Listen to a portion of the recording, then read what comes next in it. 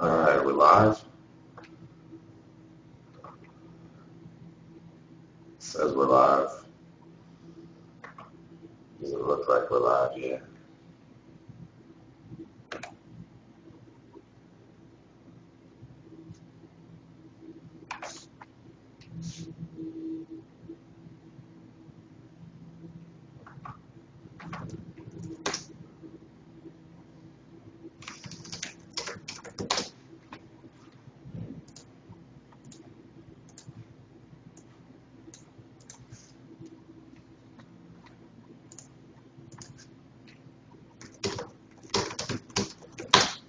Afternoon, evening, everybody.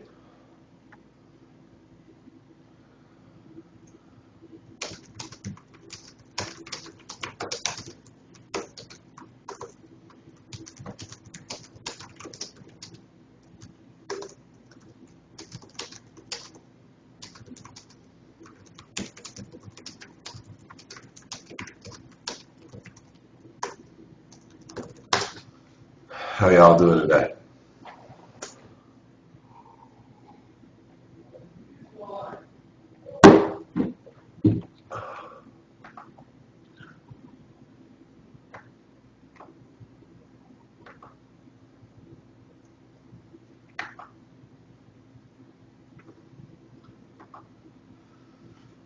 So today we got Juniper Cat. Hit the ones and twos for the 10 cents and 20 cents. And I think we're going to do a little floor tabling sesh. So just letting him get his tables ready. And then once they're all set up, then we'll bring you guys along for the action.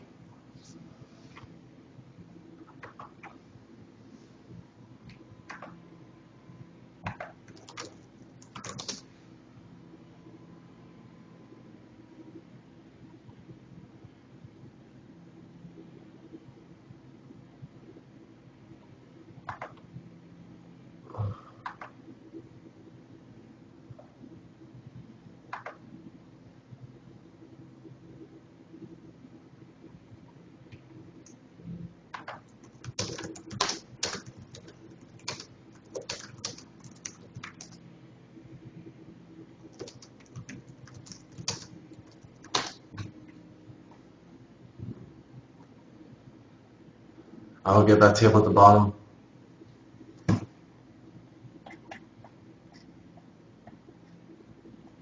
There's a bunch to choose from.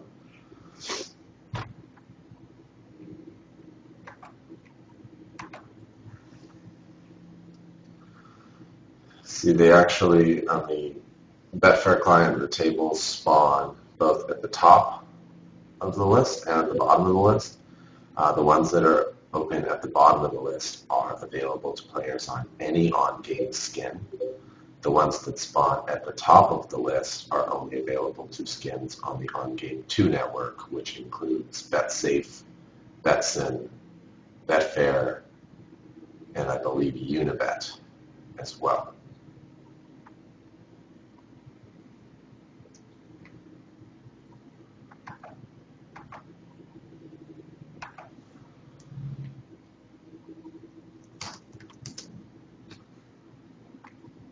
All right. Okay, I'm just going to bring the feed on. I'm going to show you that triple check mark box. It's a good shortcut. Yeah. It unchecks or checks auto post blind on all the tables at once.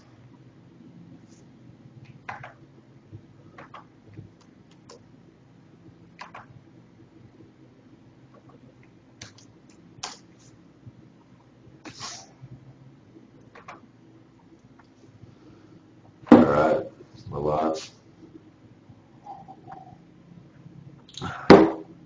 So, little 1020 and L14.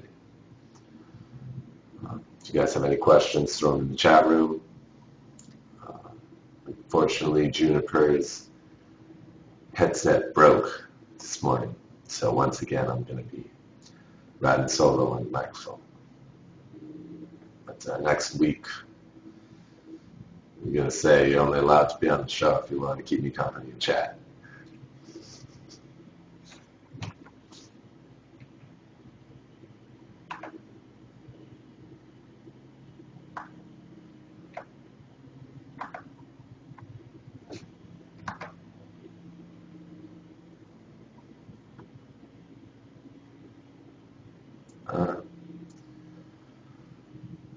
think that's fine fold on table two. And a lot of new players are always just going to automatically call there because they have a good-looking suited hand. We have to understand that we're out of position. And it can be difficult to play a hand like King 10 suited. Boo B.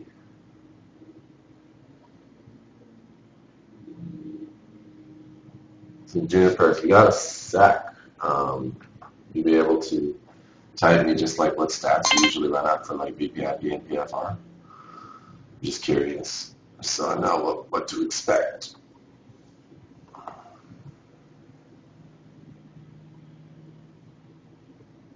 Okay. Tight aggressive stats, cool. Nice. Like the just call with the ace on table four. Keeps whole range in there.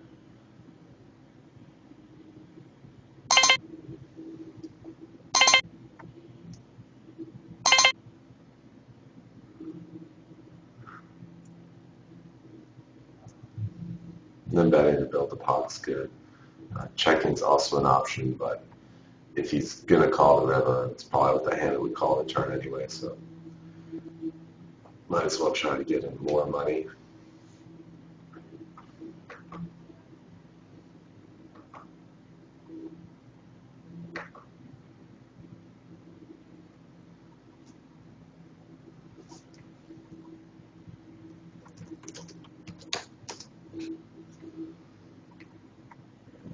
Allen, I always wondered about the three bets.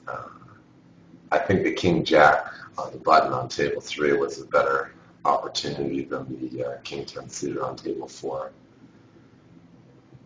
But yeah, it's always a three bet opportunity.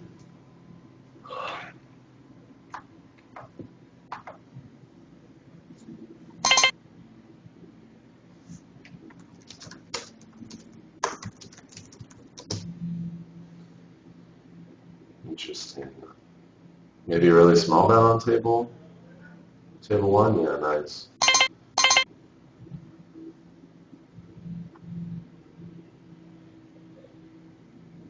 How does he have it?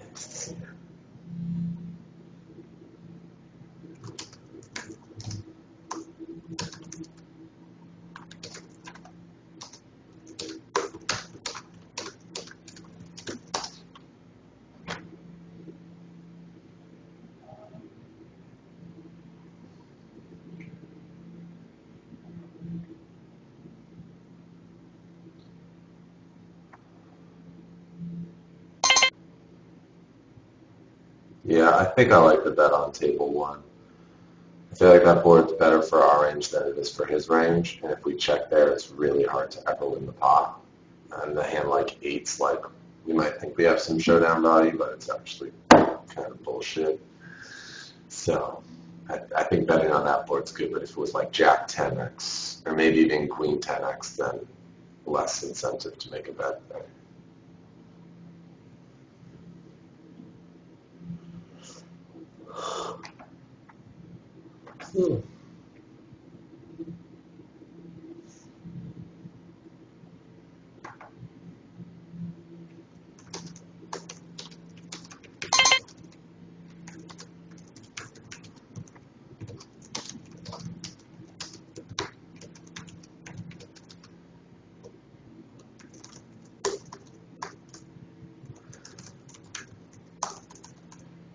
Can't fucking hashtag. Fuck.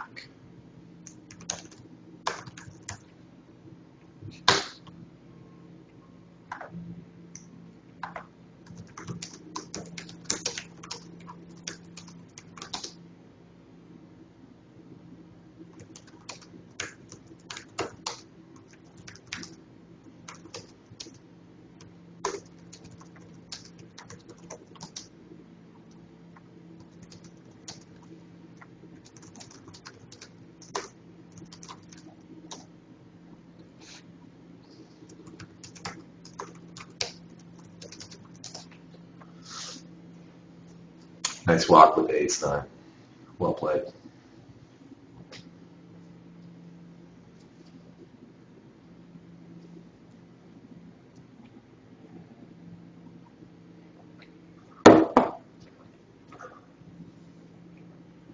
Shift.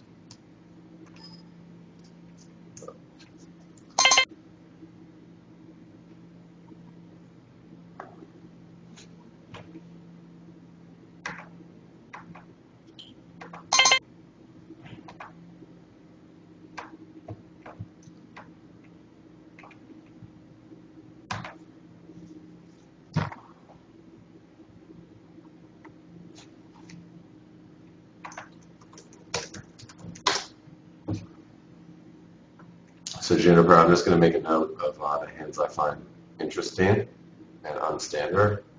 And then after like 45 minutes of play, we'll just review them and hold the manager. If that's cool with you.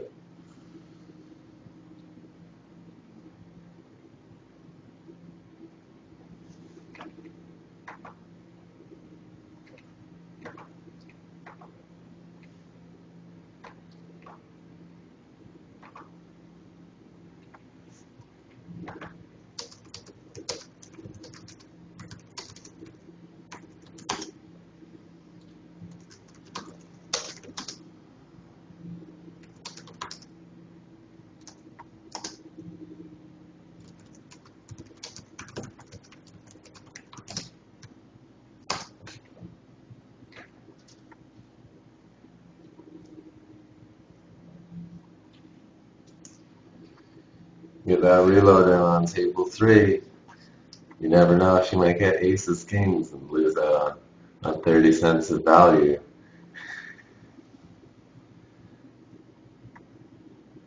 And we'll do some looking around at the BetFair software later. I think they've implemented an auto reload option as well.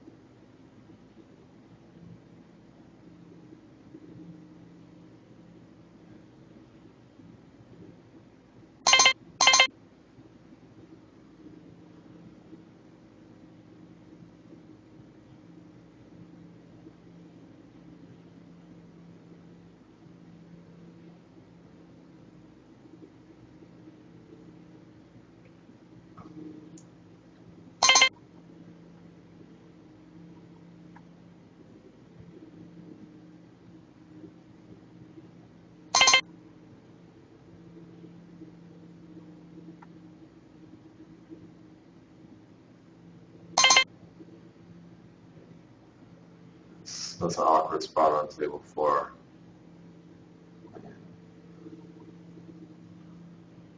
You might bet.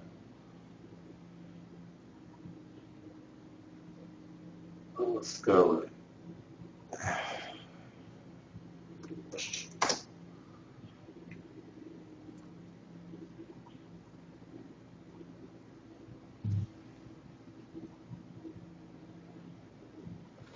a smaller turnout today.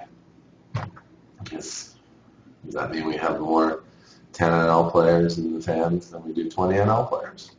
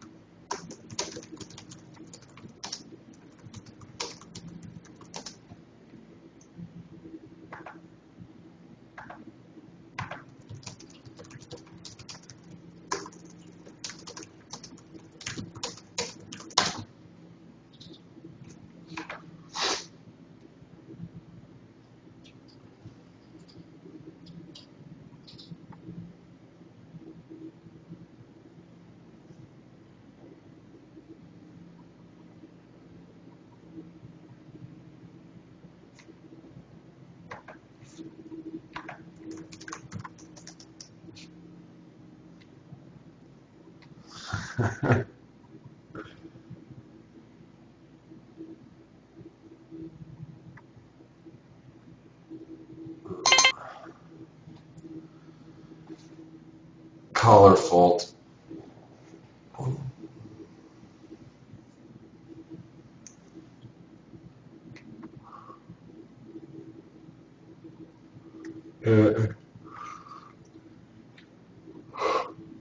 So the default would usually be to call one here on good boards and hope he shuts down. And if he just keeps barreling, just give him credit for the hand. It seems kind of weak, but it's hard to expect someone to keep just like multi-barreling off with ace king here, and we're beat the times he two barrels. Yeah, bet for to charge his equity if he has ace high. The only annoying thing is if you get check raised all in here, but it's not going to happen that often. And now we just always check the river here. Yeah.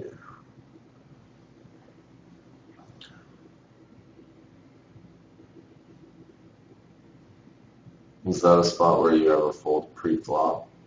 Because personally, I used to fold there a bunch pre-flop because I don't like being in those situations where I'm just like against like a pretty strong range and I'm just kind of praying I'm up against the right side of it. But a lot of my friends have told me that that's too weak to play that way. You can't be folding hands that strong.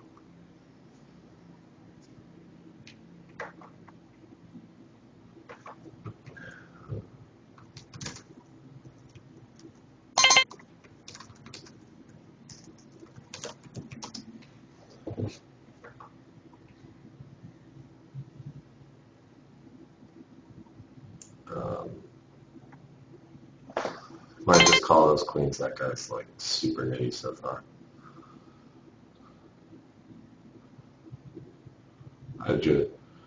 Someone playing that tight isn't going to get in like jacks or tens pre-flop very likely against us. So if we get it in, we're flipping her in bad shape. So it's better to call and do the same thing we did with nines, except now we beat a few more of the hands that he can have. The reason that we always check river is when they check call, like, okay, when they 3-bet our under the gun open from the big blind, they probably don't have a pair like eights or sixes or fives or like whatever didn't make sets on that board. So if they have a pocket pair, they probably have tens or better. Now, when he check calls the turn, he's letting us know that he probably has a made hand. And all made hands have us beat. Even if he has ace high, unless he's a really loose player, it's pretty unlikely that he's going to call the turn and the river. He'd probably only call one street with ace high. So by betting the river, we're only getting called by those pocket pairs that have us beat, and we're folding out all the stuff that we do beat, so we gain no additional value by making a bet on the river. So our turn bet is kind of a free showdown bet and also a chance to fold them off over cards or any other hand that may have some equity against us.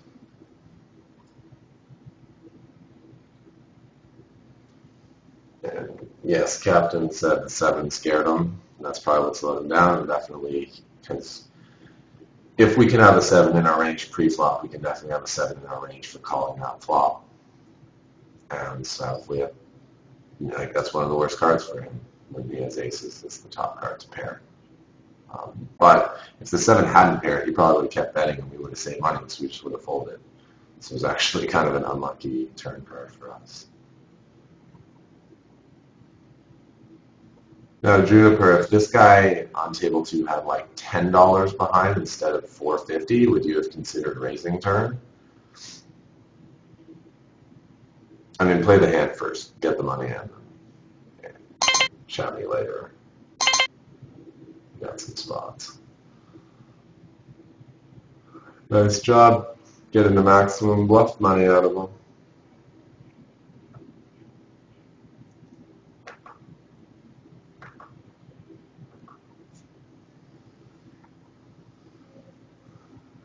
And very often you'll see that when people start donk betting and leading out, they just don't have shit.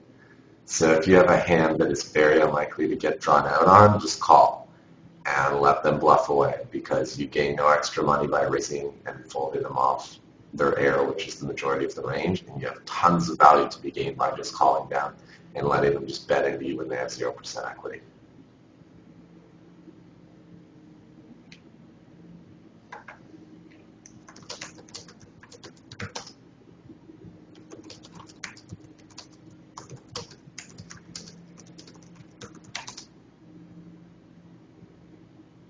We're playing 10 cent, 20 cent at BetFair today.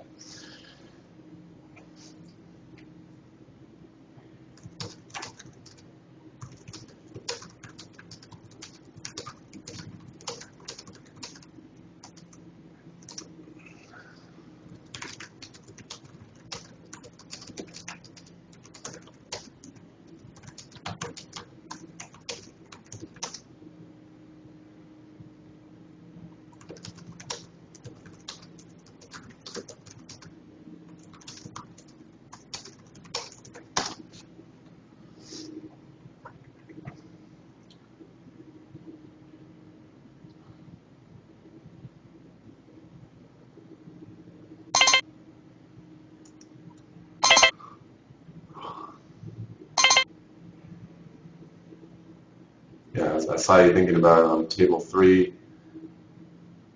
I thought Railbird was really tight, so it would have been a fine open, but his 3 bets 9%, so folding there was good. We're going to be getting re-raised a lot there, which really would suck.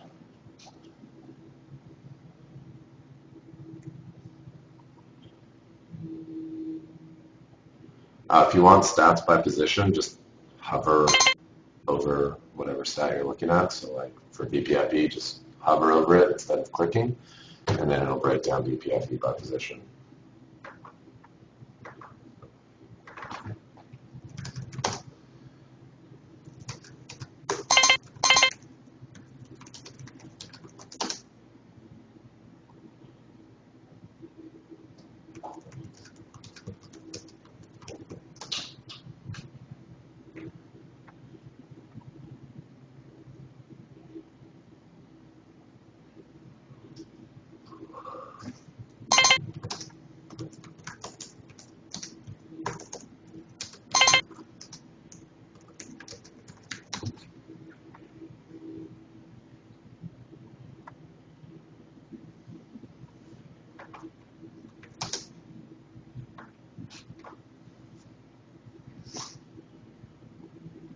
How many people watching right now wanted me to make a sit and go video?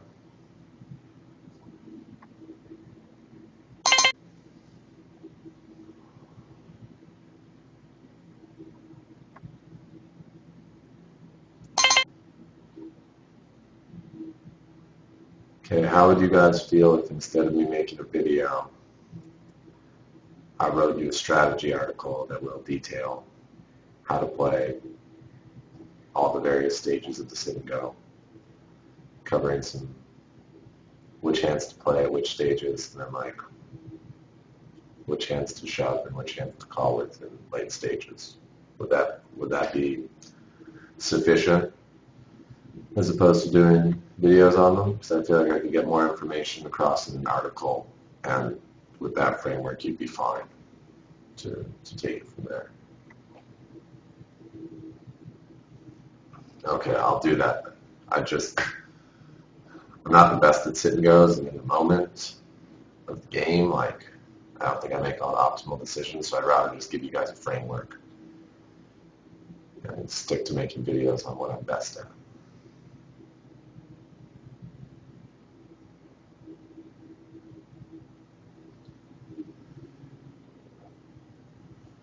Decent turn for us, although this hand he's been raising the flop. I guess the 6 doesn't really change anything. He's talking about 9-5. Ooh, but that's a pretty good river. Hopefully he like flopped a straight or has a full house.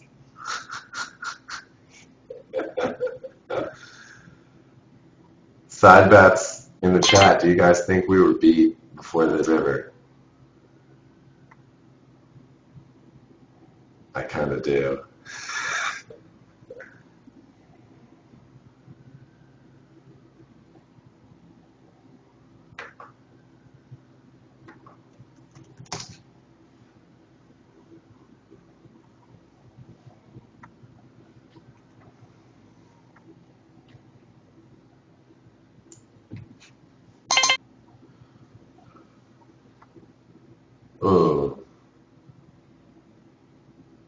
Two big rays. Whoa!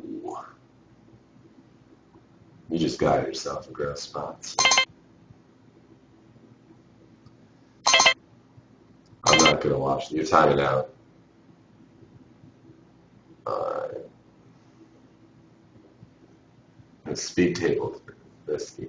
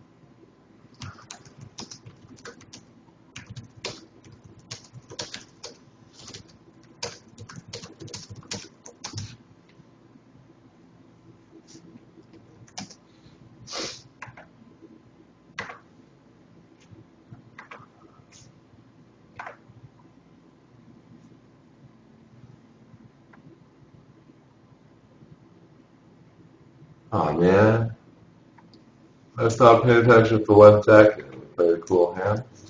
Ace Queen, right, guys? I'll just put it in the notes for after. My bad, Juniper. I should be watching at all times.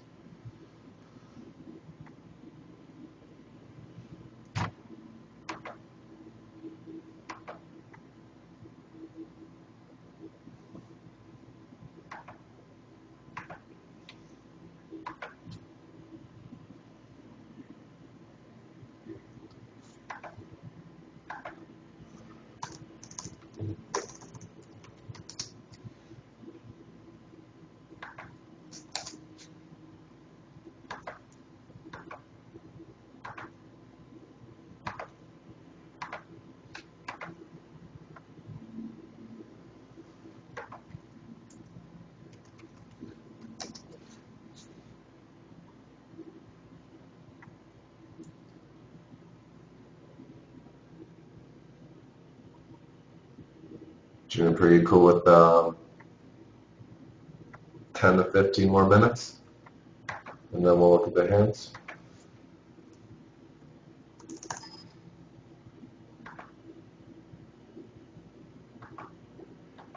Great.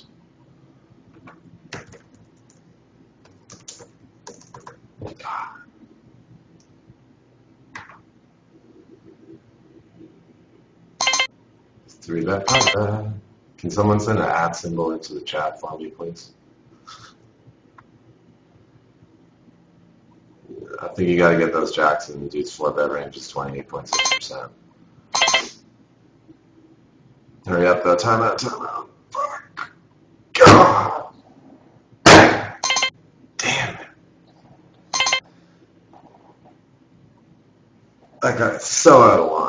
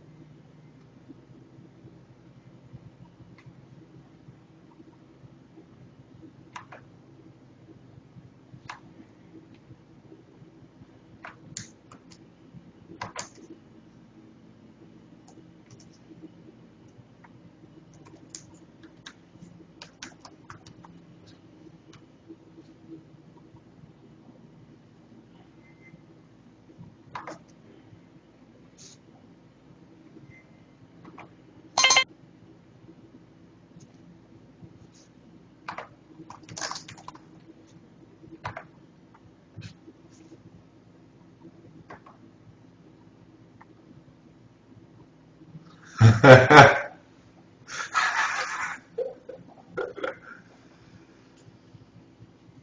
those of you wondering why at one point he just mashed 99999, this cat jumped on the keyboard.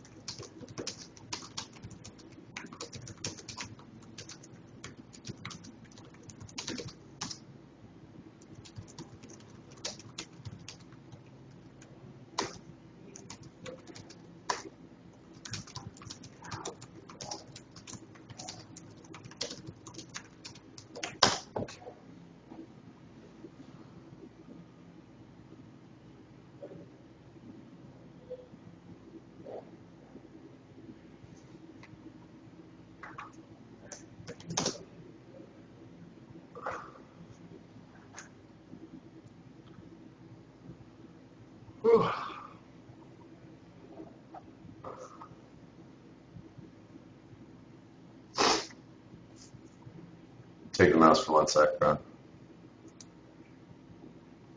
Okay, go. Um,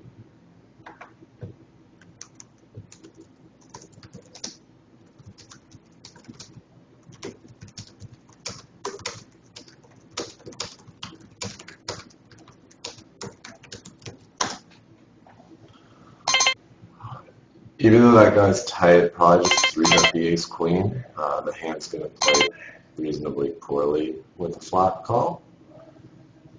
Like, what are you going to do now?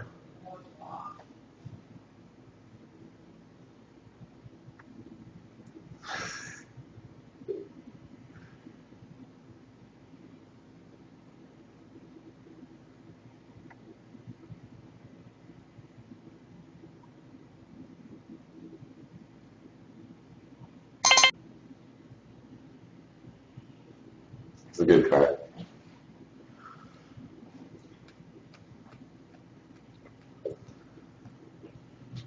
Beat up.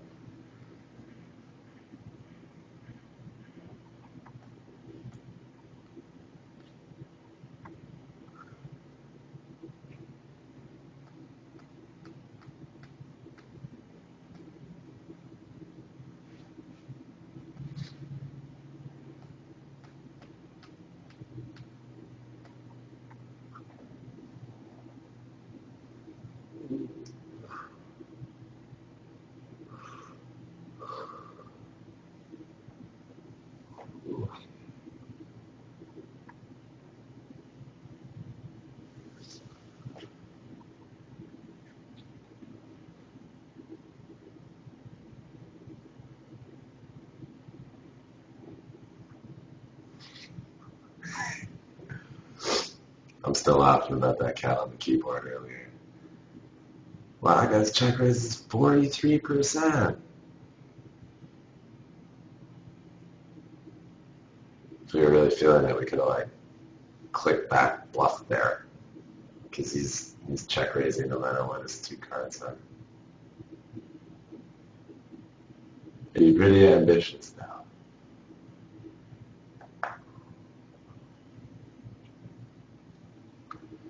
So viewers, what differences have you noticed in Juniper's play versus Alan's play from yesterday?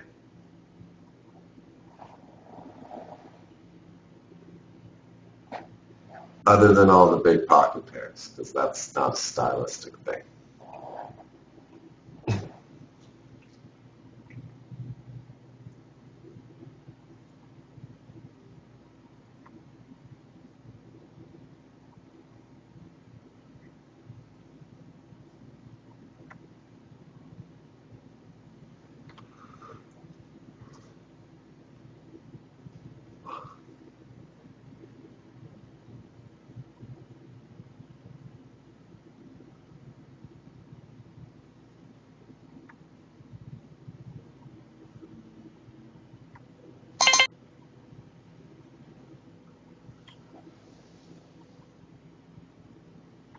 Nobody noticed any differences?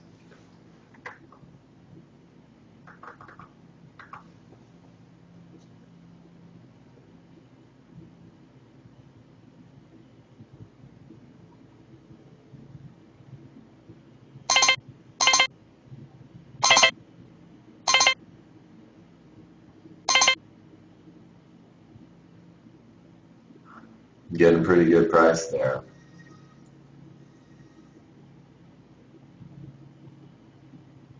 I mean, unless he only has aces, kings, and queens, you're supposed to call. And he can have ace king.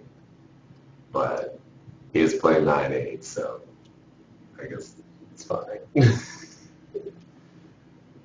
I just want to see some gambling, but it's your money, not mine. I respect your decision to fold.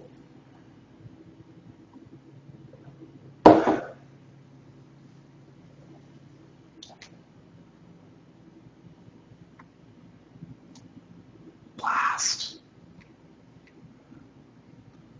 All right, let's do one more orbit. So as you end up posting the small blind on each table, then uncheck the auto post. If you uncheck them all at once, there's a good chance you might forget to post it. You don't want to miss out on the value of playing those hands that you've paid for.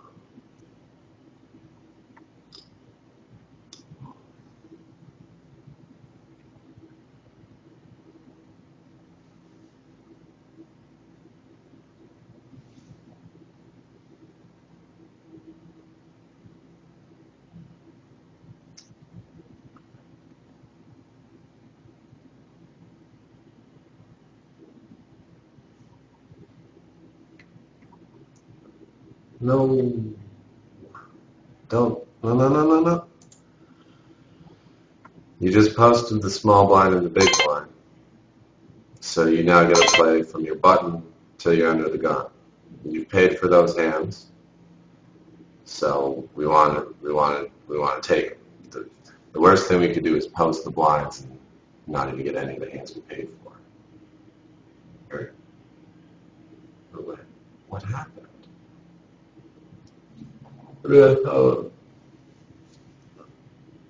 Am I seeing things? I thought we just posted the blinds. Whatever.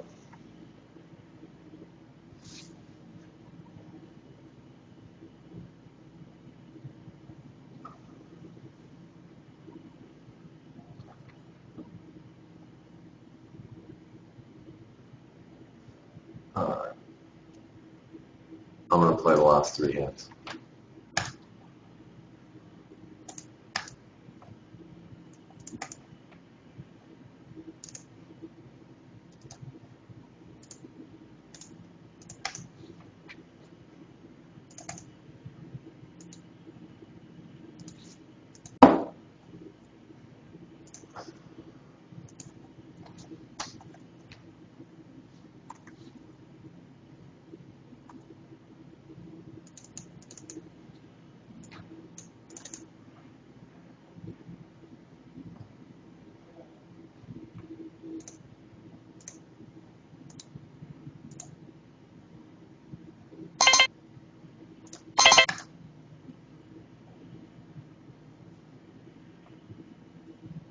Ooh.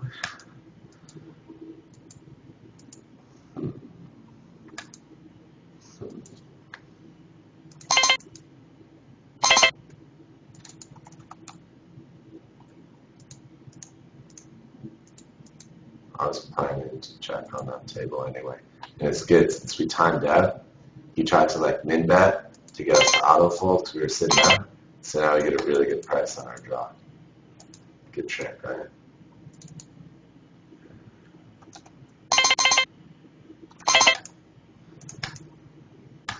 Evan scared card for value. 30 cents, whatever. Okay.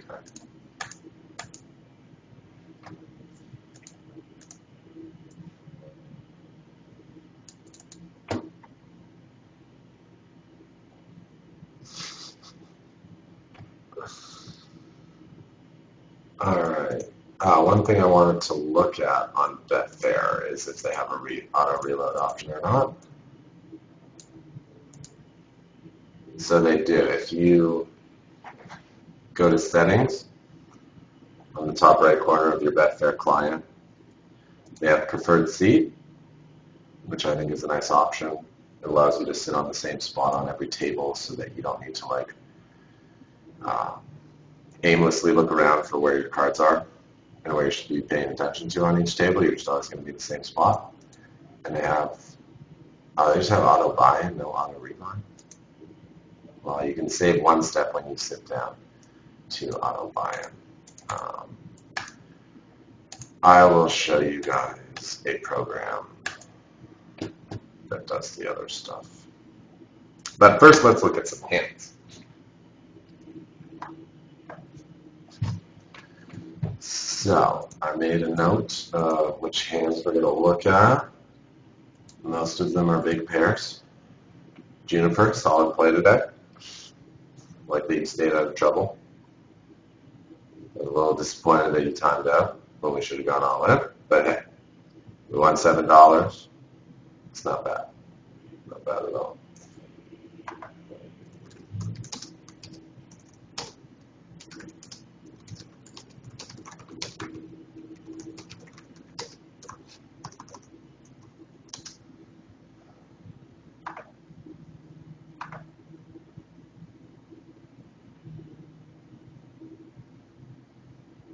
All right, so the first hand I have is Queen 9. Let's sort these by cards. Queen 9 offsuit.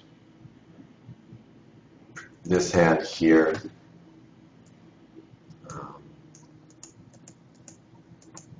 Pre-flop raise. I just think on this board where we have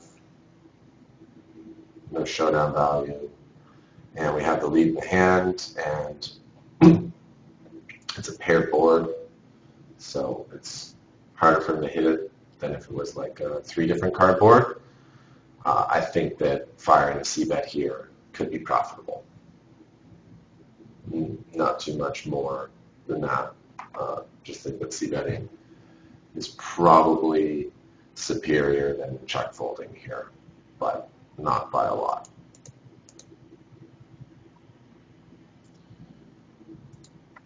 Next hand is ace-8 suited. There's 2 ace-8 suited I want to look at.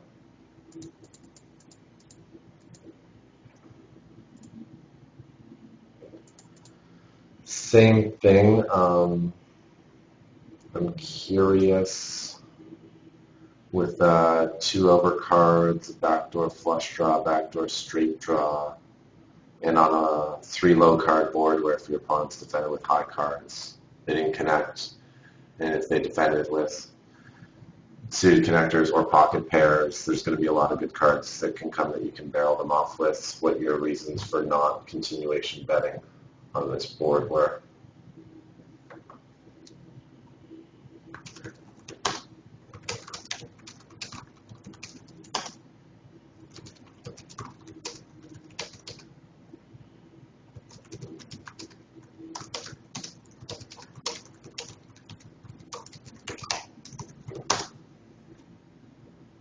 Captain Millennium asked if we need to play the queen 9 off out of position, blind versus blind.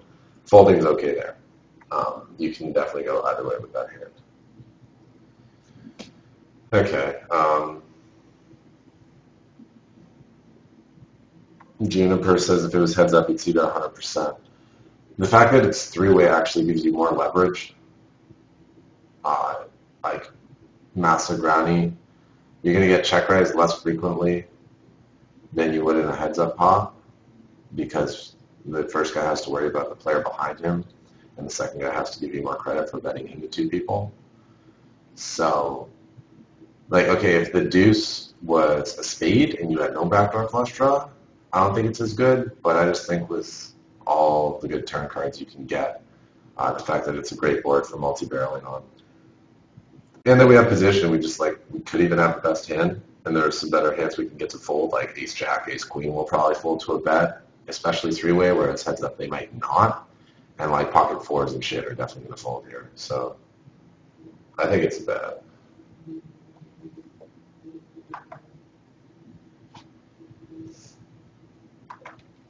But whatever. So you check back, call the turn bet, because we make top pair, which is good. And then on the river, you make a disciplined fold, which I think is also good. I think it's unlikely he's betting worse ace here than you on the river. The only hands I can see him betting that you have beat are clubs that picked up a flush draw on the turn and are falling through on the river. But you look like you have an ace when you call the turn, and it doesn't look like you're going to fold that ace to a bet, so I think it's good that you made this fold. You probably had a better hand than we did. Okay, this ace-8 suited I just wanted to take a look at because I missed the action. Check raise, call with pair flush draw. Yeah, okay, it's totally standard. It's fine. All right, queen. Let's just do king jack. I believe it's this one. I think it's this king jack. There's only 2 king jacks. 3-bet, c-bet.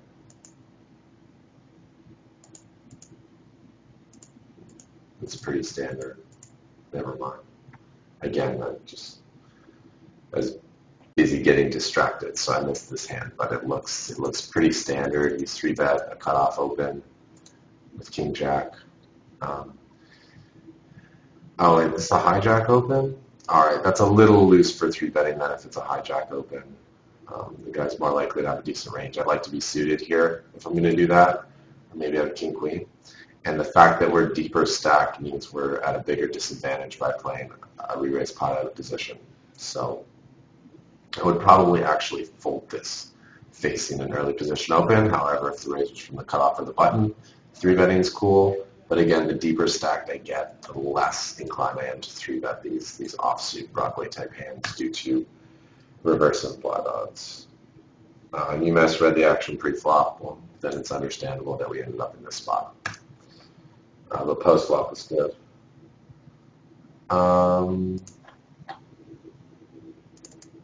Alan asks if getting it on the flop here is fine with the ace-8 of hearts. And if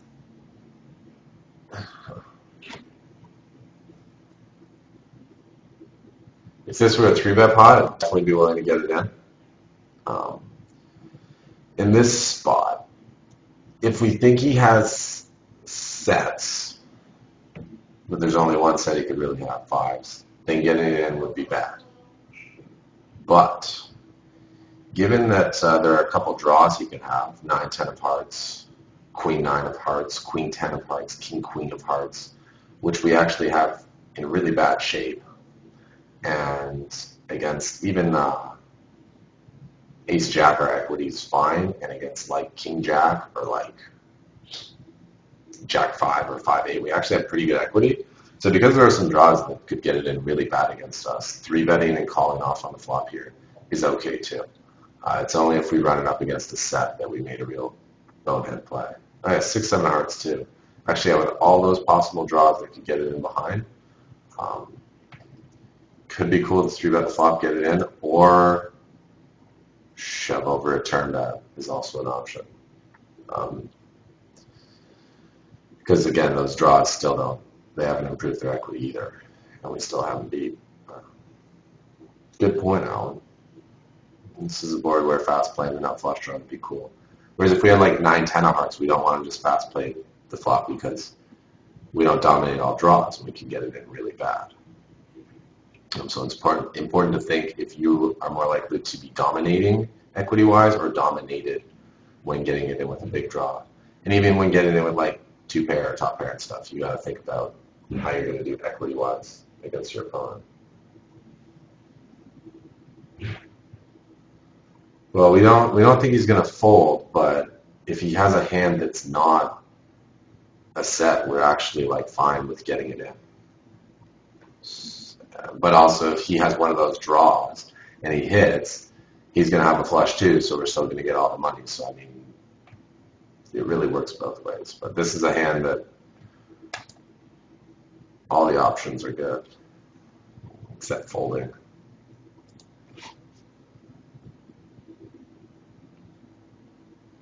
But this way, if we get it on the flop, we get paid even when we don't hit the flush. And we also guarantee that we don't get buffed out if we actually have the best hand. Okay, next is Ace-Queen. Which Ace-Queen? This one, I didn't see it. Call. I know that the rail was saying we should check raise here, so we don't let him hit a king. But I think check call is cool. We can check call, and then if the turn goes check check, we can get value from like medium pocket pairs, worse queens. He's gonna keep betting with worse queens himself. Yeah, I mean that's just unlucky. If we think he'll call the check raise with king queen or queen jack, then go for it. But I think he might be scared off. And check raising the flop is almost overplaying our hand, actually. It doesn't really accomplish that much. Yeah. Okay. 2 pairs of queens, 2 pairs of jacks, and 1 pair of aces, and then we're going to wrap it up. Queen, queen. Which queens? Damn, too many queens. Okay, this queens I felt was played very well. The guy let out into us, and we did not feel any need to raise. We called the flop to give the other player an option to get involved and to also keep in Angelo's entire bluffing range. Again, we're going to be looking at a pot size bet on the river, so there's no need to fast play here. Just call, and then we go for our value on the river, and we get maximum value out of his bluffs. So that was pretty good. Next pair of queens must be, no, it's, where'd it go? Here.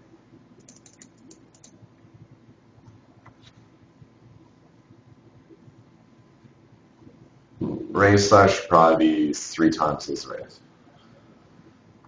If you're going to 3-bet queens here and you get 4-bet, I think you have to go with it, especially when he makes it that size. That pot size is not always going to be ace-king and jacks or tens, but it's more often those hands than it is aces and kings versus like if you 4-bet smaller.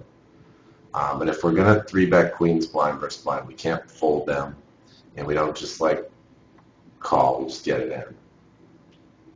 Because if he has jacks or tens, we want to get that money in and not get blanked out on an ace-high flop. Not, we just want to get the money in. Is the 80-20 favorite.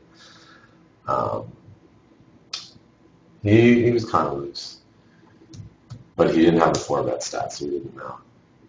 If, however, like you're uncomfortable getting in 150 big blinds here with queens, then just flat the raise pre-flop and just kind of under up your hand, and then you can call down. Maybe you can get creative with some raises on good flops for you, like 10 deuce deuce, which I did in one of the videos. But main thing about this hand is if you're going to 3-bet a hand that's a value hand, and you get 4-bet, you have to just 5-bet all in. Or in the case if you had aces, you could like call the trap, but you can't intend on folding the hand. Raising with the value hand for information, unless you're like 200 or 300 big blinds deep, just isn't a very good strategy, because at that point we might as well be 3-betting with 7 deuce here. Like, why do we have queens if we're just going to fold them?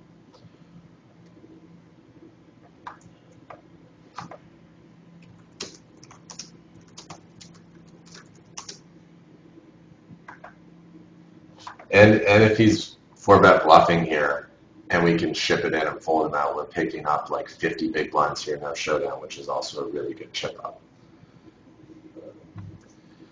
Queen sometimes you have to fold pre, but if you're dealing with like a button versus blind situation or a blind versus blind situation, generally it's going to be okay to get the money in with queens. Or if you're dealing with the player who has like a VPIP of like greater than 35, it's generally fine to get in queens pre-flop. It's only when you're like under the gun, when the under the gun guy is raising and 4-betting your button 3-bet or your blind 3-bet, that you got to be more cautious. But in these positions, just queens are a really strong hand. And if you're going to 3-bet, just 4-bet all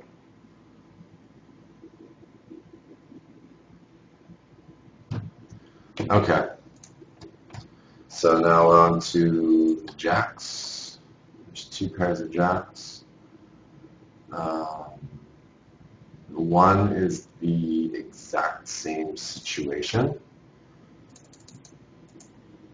We 3-bet jacks, button versus big blind, get 4-bet, and the guy's 4-bet range was 26. You guys know what 26% hands looks like. It's a lot of hands. So against that, we just need to 5-bet all in. If he folds, that's cool. We pick up 30 big blinds. If he calls and we're beat against someone who's 4-betting that much, it's a cooler, and he's going to be calling with like ace-10, pocket eights, a lot of shit that we have good equity against. So it's the same thing. If we're going to 3-bet this hand against someone who's spazzy, we have to 5-bet all in. If it's a really tight player, 3-betting with the intention of folding is okay, because tens and jacks in a blind versus button situation play better with the lead in the hand and with control of the pot than they do, calling out of position and like trying to like trap and like figure out where we're at. But against this guy who had a really big 4-bet, we need to just 3-bet and 5-bet all in. You guys, I know like on TV they're like jacks the hardest hand to play, and queens you always seem to get it in bad. You just have to, before you even make your 3-bet or your call, you just have to decide if you're willing to go with your hand given the positions and given the player type that you're up against, and then you just have to stick with that plan. And after 5,000 hands, we'll do a database analysis and we'll see if you're winning money or losing money with jacks. But if you're always 3-betting and then folding your 10s, jacks, and queens in all spots, not just the ones where you should be folding them, you're giving up a lot of dead money because, I mean, there's just 30 big blinds here that we just let go that definitely should have been ours.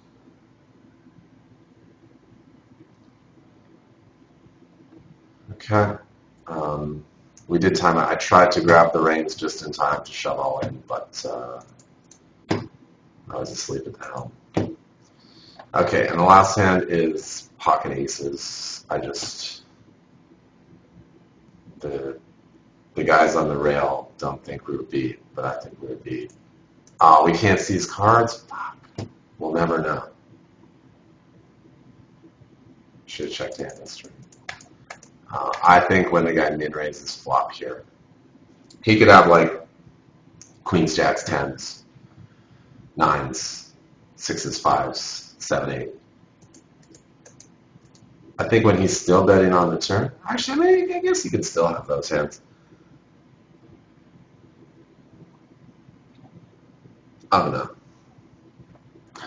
Whatever. Regardless, against that range, some players would like 3-bet the flop or check raise the turn. And if he just has a one-pair hand, 10s, jacks, queens, and you 3-bet the flop, you're representing the hand you have. And he might even be able to fold his over pairs and only continue with like 2 pairs and better. So I like that we just call the raise here. And same on the turn. A check raise is kind of overplaying our hand. So I like that we check call because we allow him to keep value betting. Hands that are worse, they can do the best hand. If he has any bluffs, we let him keep bluffing. And if he has this beat, we minimize the damage because if he has a straight or a boat, we're just going to check call the river for probably $5 and we're not getting stacked. We're only losing half a stack. So I think we make the same in the times that we're winning and we lose less in the times that we're beat. So just because you have aces doesn't mean you need to get all in. You can take these more creative pot controlling lines. But obviously when we river, aces fall. We're check shoving that shit and getting max value. Based on what he said, I think he had us out flopped, but we won the money, so fuck him. And those are all the hands I wanted to go over. So I would do Q&A, but I really need to have something to eat.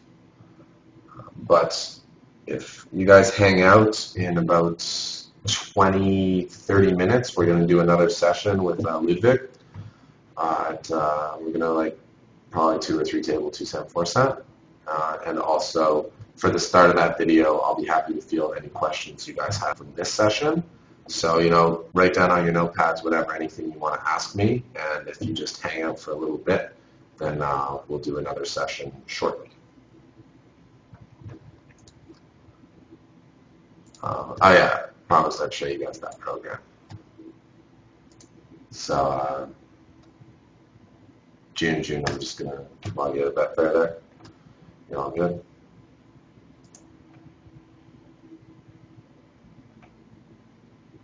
And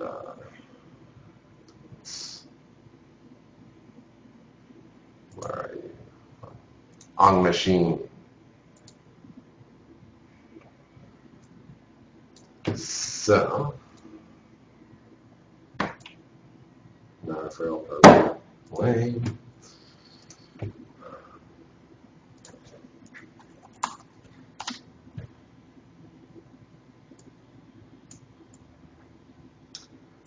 So this is on machine.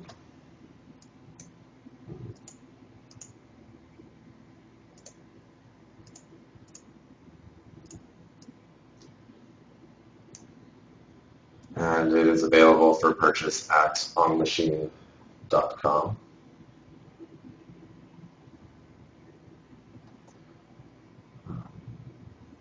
It's a program that I think it costs, he upped the price.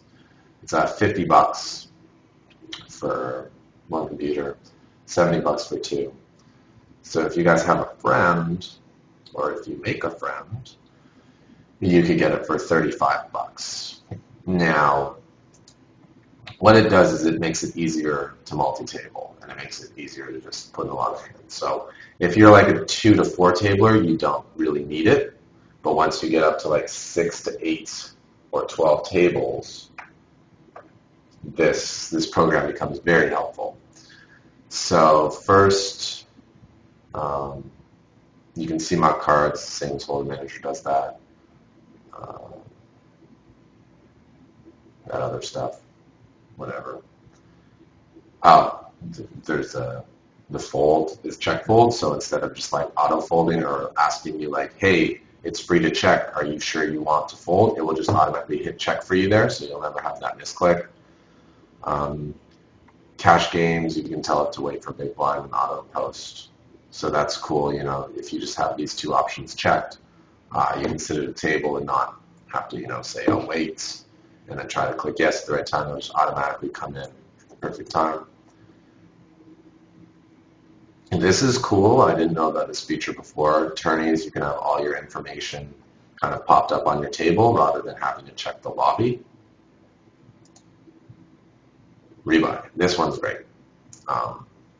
You can auto rebuy. So you never have to click buy chips again. This program will just automatically click that button for you every time that your stack goes under whatever 100 big blinds. And if you're playing a lot of tables, it's a super, super helpful feature. They have a HUD too? No way. I haven't used the HUD before. I'm not going to say anything about it. Auto place tables is also very cool. You guys know that that tile feature that BetFair has.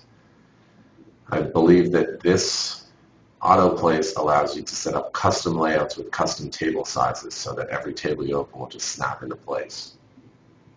Already you guys should be able to see that this program's pretty fucking sweet for multi-tabling.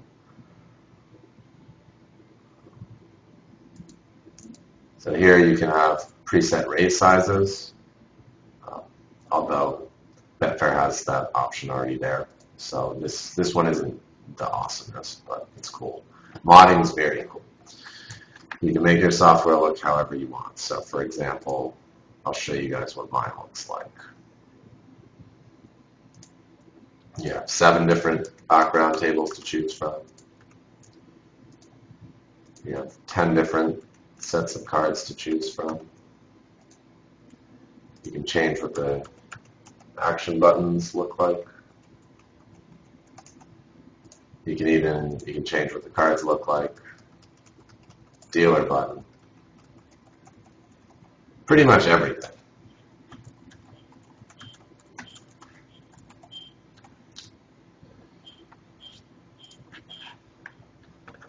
Change the fonts. So like my tables, when I'm using on Better, or on machine, look like this.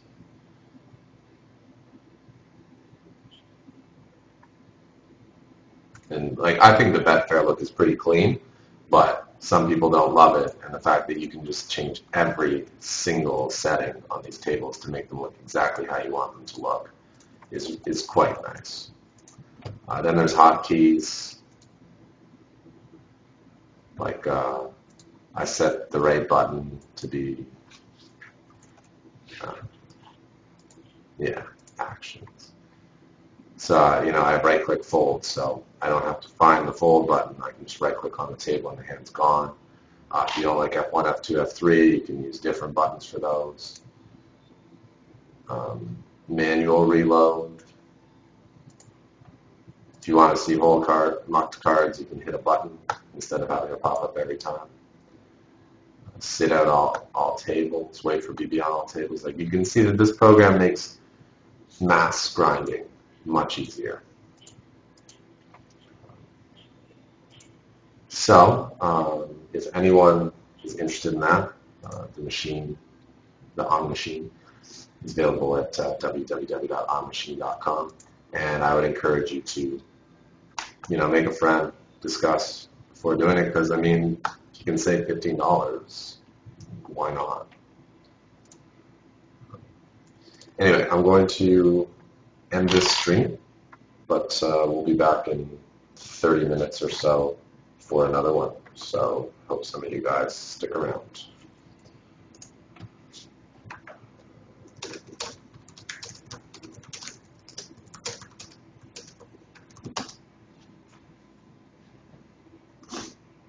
Oh yeah, go out there and get stacking.